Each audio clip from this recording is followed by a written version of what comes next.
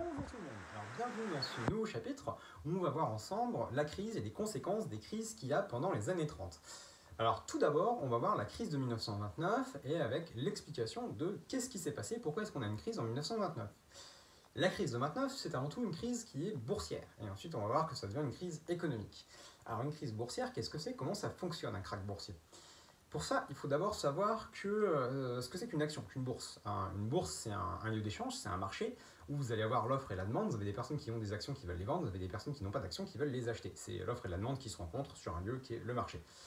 Et il faut aussi savoir ce que c'est qu'une action. Une action, qu'est-ce que c'est? Ça va être un titre de propriété qui représente une fraction de la valeur d'une entreprise. Si un jour vous voulez créer une entreprise, quand vous voulez développer quelque chose, vous pouvez faire appel à vos fonds propres, c'est-à-dire que vous avez l'argent et que vous allez l'investir, ou alors vous pouvez chercher auprès d'une banque, vous allez frapper à la banque qui va peut-être vous dire non, et si elle vous dit non, dans ce cas-là, vous allez pouvoir créer des actions que vous allez mettre en vente à la bourse. Une action, c'est un fragment de la propriété de l'entreprise, ça veut dire que vous allez diviser l'entreprise, enfin sa propriété, en un certain nombre d'actions. Si vous faites 100 actions, une action, c'est 1% de la propriété de l'entreprise, très concrètement. Tous les actionnaires vont se réunir une fois par an dans un conseil d'administration et vont voter. Et la majorité des actionnaires pourra nommer le conseil d'administration avec le président directeur général qui va formellement diriger l'entreprise au nom de l'assemblée des actionnaires. Donc si vous avez la majorité des actions, ça veut dire que c'est vous en fait qui dirigez l'entreprise parce que c'est vous qui nommez le PDG.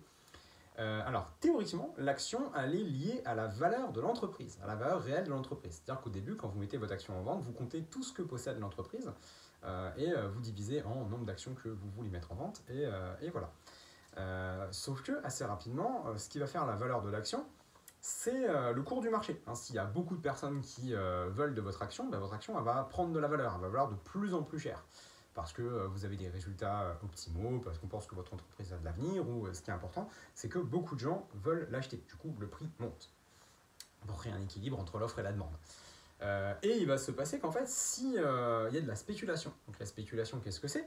La spéculation, c'est le fait qu'on va acheter une quantité importante d'actions d'une entreprise dans le but de le revendre, en se disant que le cours va continuer de monter. Donc pendant que ça monte, si moi j'achète là, le temps que j'achète ça monte, je revends là, j'ai gagné la différence. Et si on part du principe que ça monte toujours, on a quelque chose de magique où il me suffit d'acheter des actions, j'attends un peu que ça monte, je revends, je gagne de l'argent sans rien faire, c'est magique, c'est merveilleux.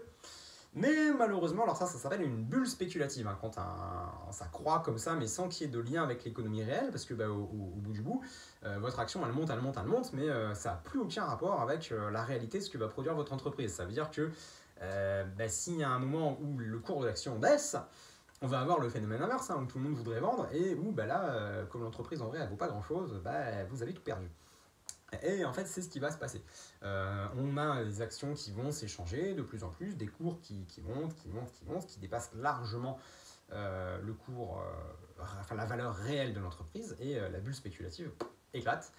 Et on se rend compte en fait que quand on n'est plus dans une phase ascendante comme ça, en fait, on ne possède rien, puisque si personne ne veut acheter votre action concrètement, elle ne vaut rien. Et vous vous retrouvez à avoir payé une action très chère qui ne vaut plus rien, et vous êtes complètement ruiné. Voilà. C'est le mécanisme de la crise qu'on a en 1929. Donc le jeudi noir, en une journée, les actions vont perdre à peu près un quart de leur valeur, c'est 22% avec des bananes, et en plusieurs jours, on va perdre 85% de la valeur des actions. Ça veut dire que si vous aviez placé de l'argent en bourse, vous n'avez plus rien. Vous avez perdu 85% de l'argent que vous avez placé. Vous avez placé 100 €, il vous reste 15 €, vous êtes ruiné. Voilà, pour le mécanisme du fonctionnement. Alors pourquoi précisément ce jour-là? Alors ce jour-là au jour près, on ne sait pas pourquoi précisément ce jour-là, mais en fait quand on regarde par rapport aux semaines d'avant, ça fait plusieurs jours que le cours cessait de monter, commençait à plafonner, et donc il y a des gens qui commençaient un petit peu à paniquer en se disant si ça monte plus, je risque d'être ruiné, donc il faut que je me dépêche de vendre. Et si vous êtes beaucoup à adopter ce comportement, ce réflexe, cette idée, ça va créer un mécanisme de panique parce que vous vendez, il y a quelqu'un qui vous voit vendre qui dit mais s'il vend ça veut dire qu'il a des informations donc je vais vendre aussi, tout le monde vend, plus personne n'achète, le cours s'effondre et voilà, ça vous fait un krach boursier.